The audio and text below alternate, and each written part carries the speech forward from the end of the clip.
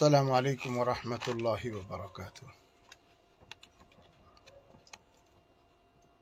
দাওয়াত ও তবলিগের আজিমুশান মেহনতের শুরাই নিজামের সাথীবৃন্দ,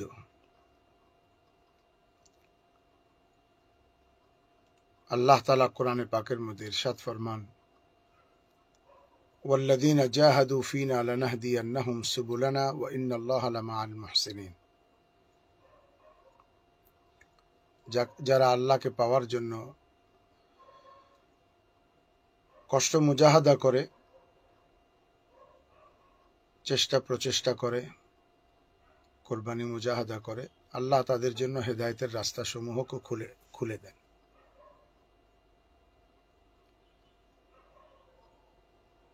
আমাদের দাওয়াত ও তবলিগের মেহনতের একটা মৌসুম হলো জোর ইজতেমার সময়,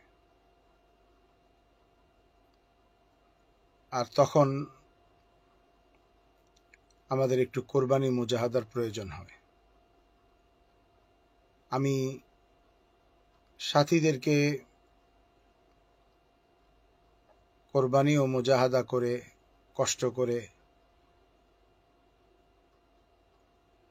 আমাদের ইজতেমার ময়দানের প্রস্তুতির জন্য,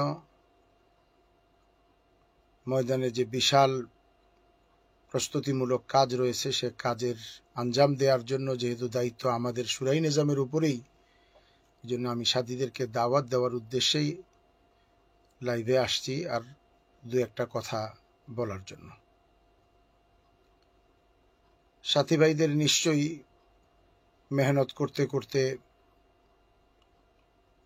তালিম করতে করতে আমাদের সাহাবাদের অনেক কোরবানির কথা মনে আছে। হযরত খাব্বাব ইবনুল আরাত রাদিয়াল্লাহু তাআলা আনহু কিরকম কোরবানি দিয়েছিলেন, যে হযরত ওমর রাদিয়াল্লাহু তাআলা আনহুর জামানাতে একবার হযরত ওমর হযরত খাব্বাবকে বলেছিলেন যে, খাব্বাব, তোমার ইসলাম গ্রহণের পর কষ্টের কথা একটু শোনাবে আমাদেরকে। তো হযরত খাব্বাব রাদিয়াল্লাহু তাআলা আনহু তার কোমরের কাপড় উঠিয়ে হযরত ওমরকে দেখালেন। ইস্পাত হৃদয়ের কঠিন মানুষ হযরত ওমরের চোখেও পানি চলে আসছিল হযরত খাব্বাবের কোমর দেখে। এরপরে তিনি তার সেই হৃদয় বিদারক কষ্টের কথা বর্ণনা করেন, যে ইসলাম কবুল করতে গিয়ে তাকে কত কষ্ট করতে হয়েছে। আমাদের নিশ্চয়ই তালিমের কিতাবে তালিম করতে করতে আব্দুল্লাহ ইবনে জাহাশ রাদিয়াল্লাহু তাআলা আনহুর ঘটনা বহুবার পড়েছে, মনে আছে, যিনি যুদ্ধের আগের রাতে আল্লাহ পাকের কাছে দোয়া করেছিলেন এবং তার নাক কান কাটা গিয়েছিল। তাহলে তারা ইসলাম কত কষ্ট করে পেয়েছেন এবং ইসলাম প্রতিষ্ঠার জন্য কত কষ্টই না তারা করেছেন। এমনকি মহিলা সাহাবী হযরত সুমাইয়া রাদিয়াল্লাহু তাআলা আনহা, যার লজ্জাস্থানে আবু জাহাল মালউন বর্ষা নিক্ষেপ করে বৃদ্ধাবস্থায় তাকে শহীদ করে। হুজুর সাল্লাল্লাহু আলাইহি ওয়াসাল্লামের দৌহিত্র হযরত হুসাইনের কথা নিশ্চয়ই আমরা ভুলে যাইনি, যে হুসাইন রাদিয়াল্লাহু তাআলা আনহুকেও ইসলামের জন্য তরবারি দিয়ে দ্বিখণ্ডিত করা হয়েছিল, তার মাথা মুবারক বর্ষার উপরে ঝুলিয়ে রাখা হয়েছিল।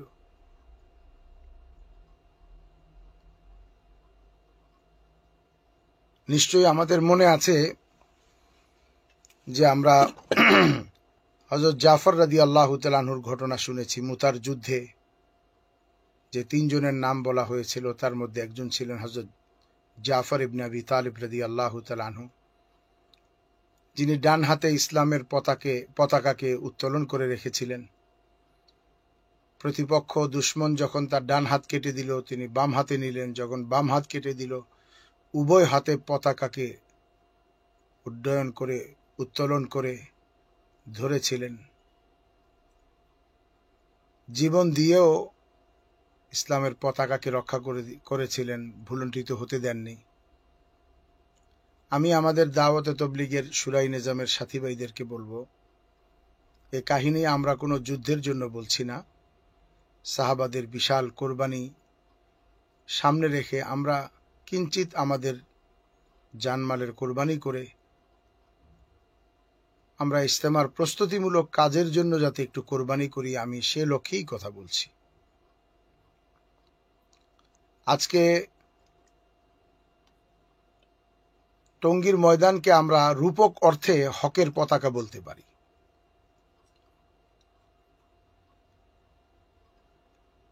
কারণ এই ময়দান ওই ময়দান যে ময়দানে হযরত মৌলানা ওমর পালনপুরী রহমতুল্লাহ আলাইহি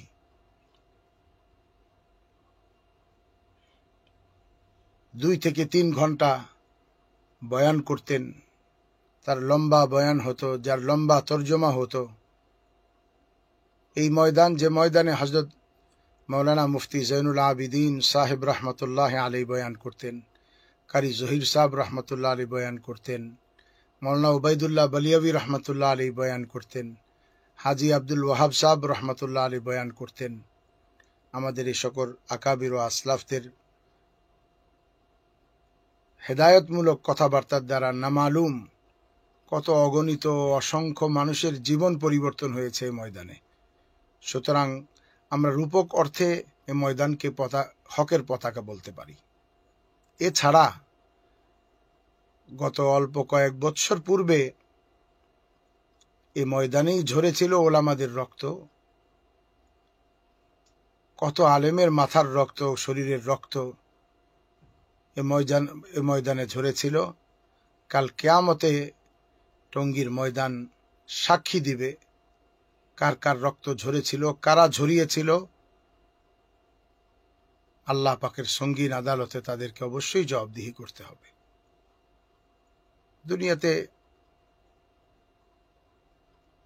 আমরা এক একজনে এক একটা বলতে পারি, ধামাচাপা দিতে পারি, অসত্য বলতে পারি, মিথ্যা বলতে পারি, সত্যকে ধামাচাপা দিতে পারি, কিন্তু কাল কিয়ামতে আল্লাহ পাকের সঙ্গীন আদালতে সরিষা পরিমাণ সত্যকেও লুকানো ছুপানো যাবে না। ওই দিন ক্যামেরায় ধারণকৃত ভিডিওর চেয়েও বেশি স্পষ্টাকারে আল্লাহ তাআলা দেখাবেন কারা আক্রমণ করেছিল, কারা হাত উঠিয়েছিল, কারা আমাদের সাথীদের রান্না করা গোশতর লোকমা, ভাতের লোকমা মুখে পুড়ে খেয়েছিল গনিমতের মাল মনে করে। কাল কিয়ামতের দিন আল্লাহ পাকের সঙ্গীন আদালতের জবাব দিতে হবে।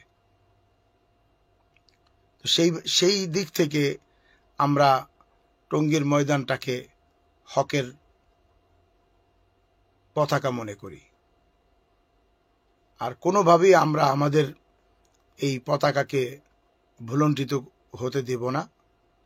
আমাদের এই ময়দান পরামর্শক্রমে আমাদের কাছে আসে, আমরা এই ময়দান যথাযথভাবে হেফাজত করব এবং এই ময়দানে অল্প কিছুদিন পরেই যখন ইজতেমা হবে, হাজারো লাখো মানুষ এখানে আসবে, হেদায়েতের কথা শুনবে, জীবন পরিবর্তন করবে।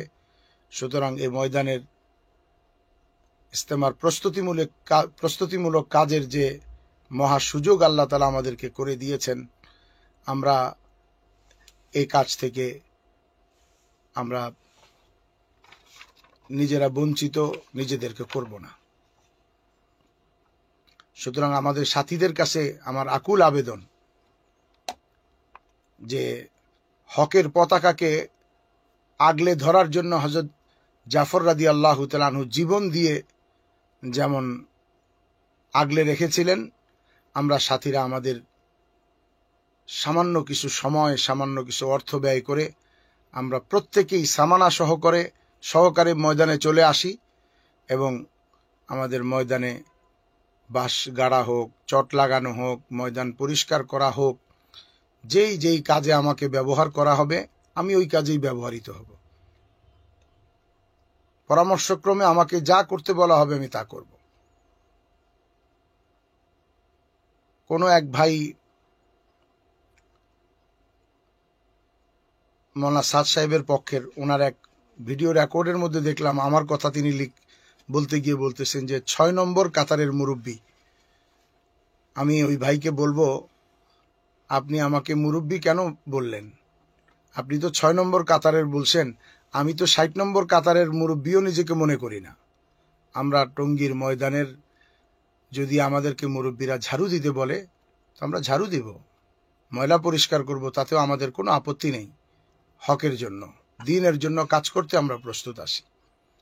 এই জন্য আমাদের সাথী ভাইদেরকে বলি, আজকে যদি আপনার বাচ্চা অসুস্থ হয় আর যদি ডাক্তার বলে যে তাকে হসপিটালে ভর্তি করতে হবে, তাকে হসপিটালে 5 দিন রাখতে হবে এবং আপনাকে প্রতিদিন ক্যাবিন ভাড়া দিতে হবে, সিট ভাড়া দিতে হবে, ইঞ্জেকশনের টাকা দিতে হবে, ডাক্তারের ফি দিতে হবে, আপনি নিশ্চয়ই কাজগুলি সবই করবেন, অর্থ ব্যয় করবেন, রাত জাগবেন। এরপরেও আপনার বাচ্চার সুস্থতার পরে আপনার অন্তর জুড়াবে, মুখে হাসি ফুটবে। তাহলে আপনার আমার সন্তানের রক্ষার চেয়েও দিন রক্ষা কি বেশি জরুরি নয়? আমার এবং আপনি আপনার সন্তানকে যতই হেফাজত করি, একদিন মৃত্যু অনিবার্য। মৃত্যু আমাদের সকলেরই একদিন হবে।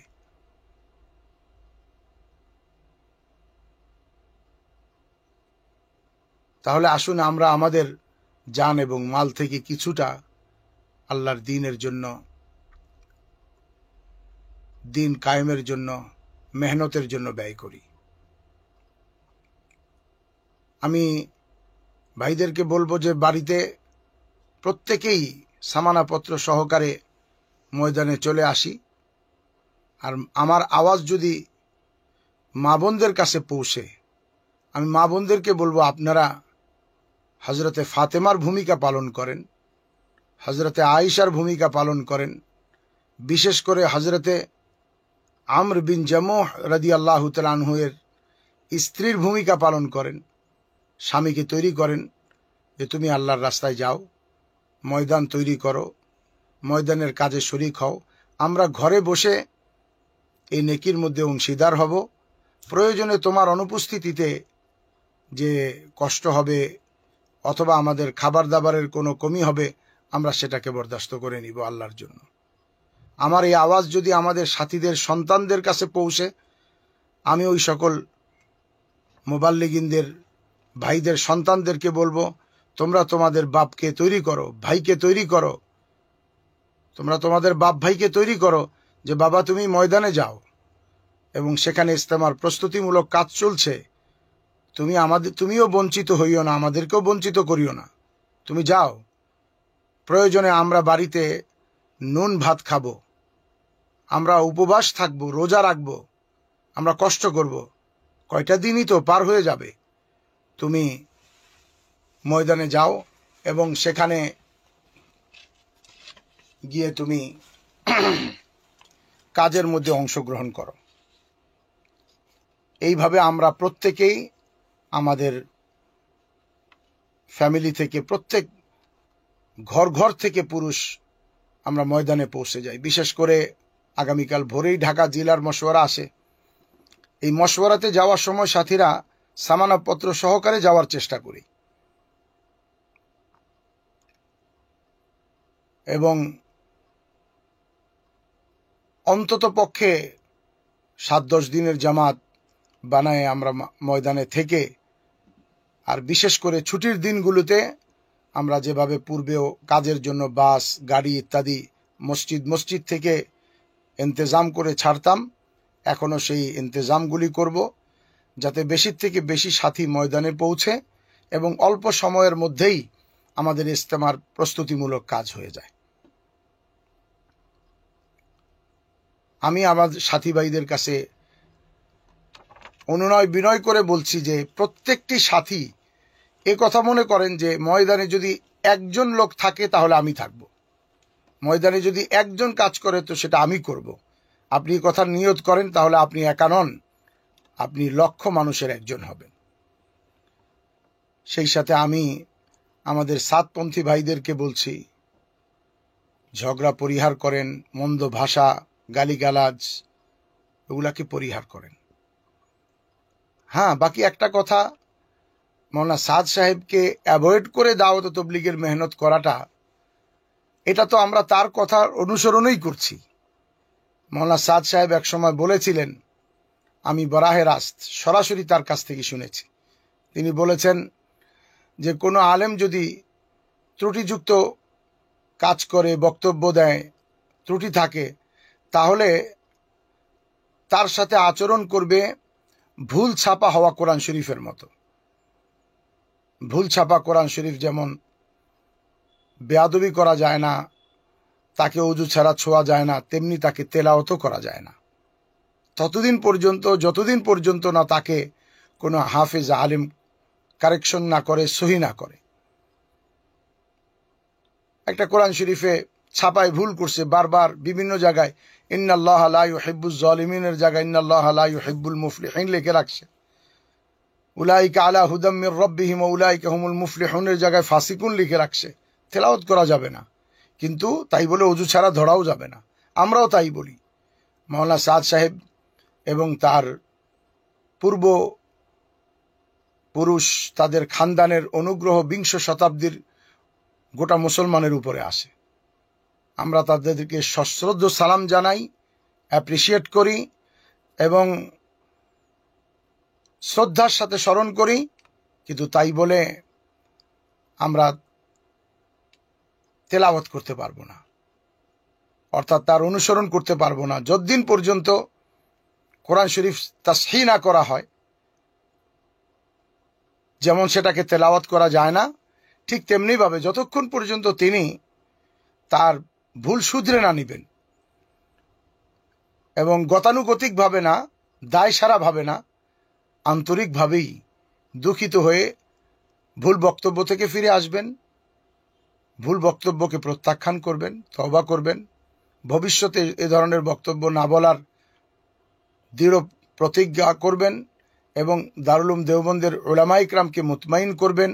মার্কাজ থেকে প্রবীণ মুরব্বীদের, চলে যাওয়া মুরব্বীদেরকে আলিঙ্গন করে ফিরিয়ে নেবেন। তাহলে সারা বিশ্ব আবার এক হয়ে কাজ করবে, আবার সেই সোনালী দিনগুলি দেখতে পাবে যা অল্প কিছু বছর পূর্বেই ছিল। আজকে দেখেন, এই একটা কারণেই সারা পৃথিবী দ্বিখণ্ডিত, পৃথিবী নয়, দেশ, শহর, মহল্লা, মসজিদ, ঘর, পরিবার, দম্পতি পর্যন্ত দ্বিখণ্ডিত হয়ে গেছে। এক মাওলানা সাদ সাহেব যদি একটু সদিচ্ছা তার হয়, তিনি যদি চেষ্টা করেন, তাহলে আবার ফিরিয়ে আনতে পারেন, আবার আমাদেরকে এক করে দিতে পারেন। এই জন্য আমরা ওনার কথার উপরে আমল করছি, যে তার ভুল বক্তব্যের কারণে আমরা তার অনুসরণ করব না, কিন্তু আমরা তার সাথে কোনো বেয়াদবিও করব না। ভুল ছাপা কোরআনকে যেমন তাকে রেখে দিতে হয়, আমরাও তাকে নির্দিষ্ট জায়গায় রেখে দিছি যে আপনি থাকেন ওইখানে। হ্যাঁ, যদি আপনি তাসহিহ করে ফিরে আসেন, দেওবন্দের ওলামা ইকরাম, দেওবন্দের মুহতামিম সহ দেওবন্দ আহলে দেওবন্দকে মুতমাইন করেন, পেছনের ভুলগুলিকে শুধরে নেন, ভবিষ্যতে না করার দৃঢ় সংকল্প করেন, তাহলে আমি আগেও বলেছি, আবারও বলছি, আমাদের মাথার পাগড়ি আপনার গালিচা হিসেবে বিছিয়ে দেব, লাল গালিচা সংবর্ধনা দেব। আপনি যখন গাড়িতে চড়বেন, তো আমার গর্দানকে আপনার সিঁড়ি হিসেবে ব্যবহার করার জন্য সুযোগ করে দিব এবং তাতেও ধন্য মনে করব যখন ফিরে আসবেন।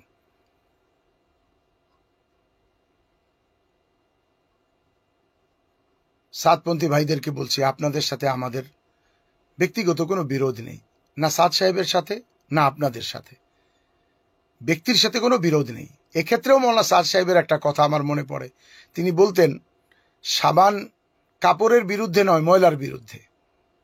আমার ভাইরা সাবানকে কাপড়ের বিরুদ্ধেই নিয়ে ফেলছেন, সাবান দিয়ে কাপড় ছিঁড়ে ফেলতে চাচ্ছেন, এটা ভুল সিদ্ধান্ত। সাবান শুধুমাত্র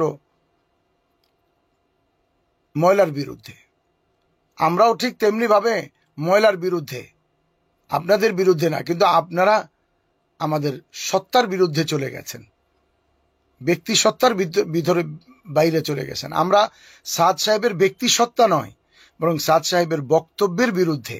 উনি বক্তব্য থেকে ও আচরণ থেকে ফিরে আসুক, আমরা আবার তার সাথে একমত। আমি ব্যক্তিগতভাবে মনে করি।